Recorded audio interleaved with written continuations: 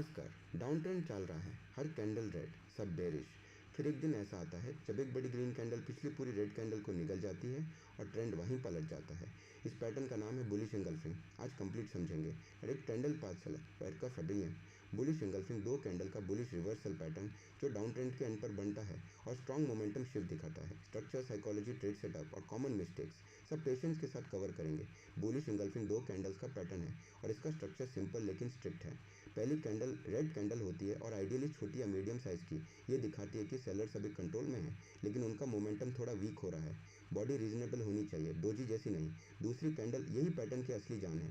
ये एक बड़ी ग्रीन कैंडल होती है जिसकी बॉडी पहली रेड कैंडल की बॉडी को पूरी तरह इंगल्फ करती है।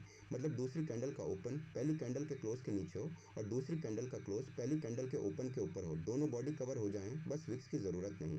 एक सिंपल चेक, पहली कैंडल की रेड बॉडी के ऊपर दूसरी कैंडल की ग्रीन बॉडी एक बड़े रेक्टेंगल जैसी बैठी दिखनी चाहिए। अगर सिर्फ आधी बॉडी कवर हो रही है, ये बुलिश एंगल्फिंग नहीं, वीक बाउंस है।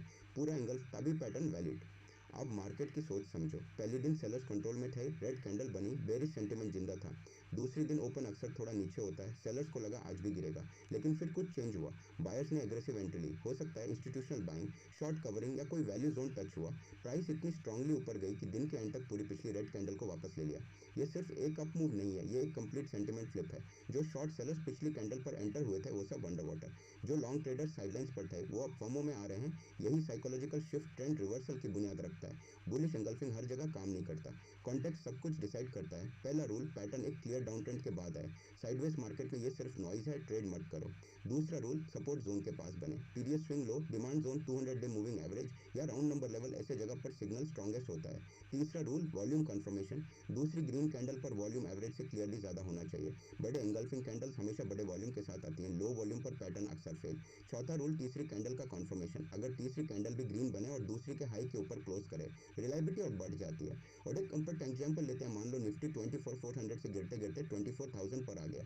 यहाँ एक स्ट्रॉन्ग सपोर्ट जोन है, प्रीवियस स्विंग लो। इस सपोर्ट पर बुलिश एंगल्फिंग बनता है। पहली रेड कैंडल ओपन 24,000 सेटी क्लोज 24,080। दूसरी ग्रीन कैंडल ओपन 24,010 क्लोज 24,010।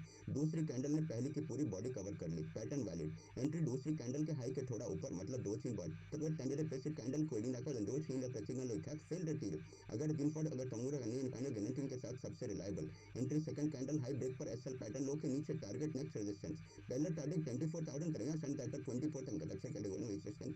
पहला टारगेट 24,000 20 कम तक एंट्री सेकंड टर्न से पड़ते हैं बुलिश एंगल्फिंग पॉइंट डिसीजन में बीट बंद करके यही पॉइंट फुट तोड़ और अंतर बीच पर चल के तो और 64 पॉइंट्स ये वर्ड फाइनल टारगेट तक 24,440 माइनस 24,020 के 30 20 20 20 40 क्रेडिट पैटर्न वैलिड। एंट्री दूसरी कैंडल के हाई के थोड़ा ऊपर, मतलब 24 टाइम वेटिंग। आप तीसरी कैंडल ग्रीन बनने का वेट करें या 24 टाइम वेट नहीं कुछ ना।